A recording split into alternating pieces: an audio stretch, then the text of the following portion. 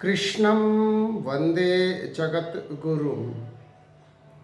I pray to the Guru of the Universe. Krishnam academy की ओर से Gita study की series में आज 5वें अध्याय से श्लोक नंबर 11 है। श्लोक है, कायेन मनसा बुद्धया केवले इंद्रिये अपि योगिनः कर्म कुर्वन्ति संगम त्यक्त्वा आत्मशुद्धि। The yogis giving up attachment perform their actions with body, mind, senses and intellect just only for self purification. जो योगी जन होते हैं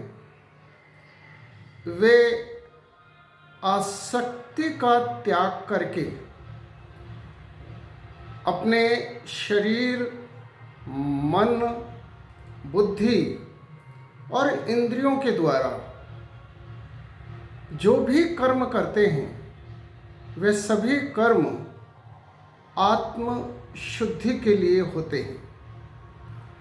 इस श्लोक में अर्जुन को और अर्जुन के माध्यम से हम सबको परमपिता परमात्मा श्री कृष्ण ये समझा रहे हैं कि हमें जगत में जगत के व्यक्तियों और जगत की वस्तुओं में आसक्ति का त्याग करके अपने शरीर, अपने मन, अपनी बुद्धि और अपनी इंद्रियों के द्वारा हम जो भी कर्म करें वह सभी कर्म हमारी आत्मशुद्धि के लिए होने चाहिए। आत्म शब्द अनेकार्थी है। हमारी संस्कृति में आत्म शब्द का अर्थ आत्मा से भी है, व्यक्ति विशेष से भी है, integration of body and soul यानी सेल्फ से भी है, और आत्मा का अर्थ परमात्मा से भी है।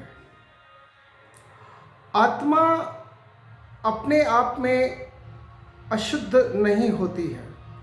आत्मा अपने आप में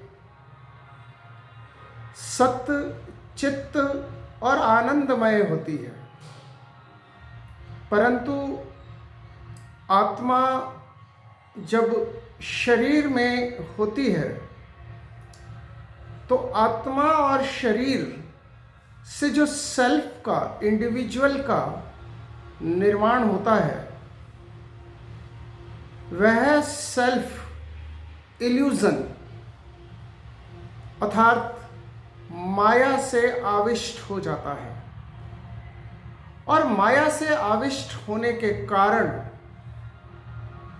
उसका हार्ट प्योर नहीं रह पाता है, उसका हृदय शुद्ध नहीं रह पाता है। इसलिए हृदय की शुचिता, हृदय की शुद्धता, प्योरिफिकेशन ऑफ हार्ट के लिए हम अपने शरीर को, अपने मन को, अपनी बुद्धि को और अपनी इंद्रियों को नियंत्रण में करके हम ऐसे कर्म करें जिससे आत्मशुद्धि होती हो, प्योरिफिकेशन ऑफ सेल्फ होता हो और हृदय निर्मल बनता हो।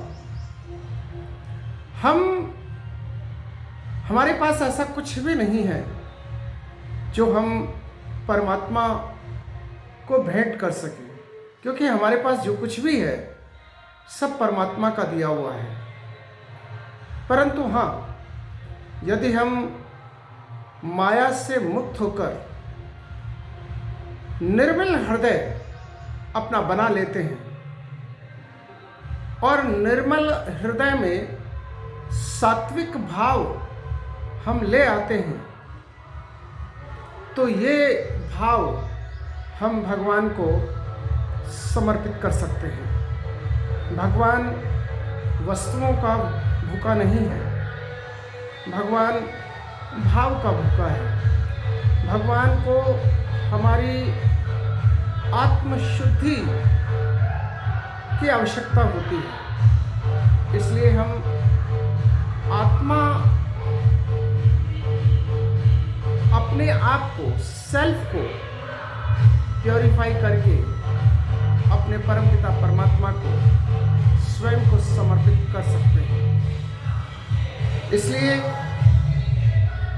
हम इस बात का विशेष रूप से ध्यान रखें कि हमारा शरीर निर्मल रहे, शरीर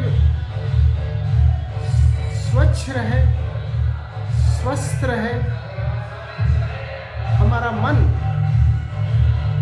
निर्मल रहे, हमारा मन जगत के संपर्क में आकर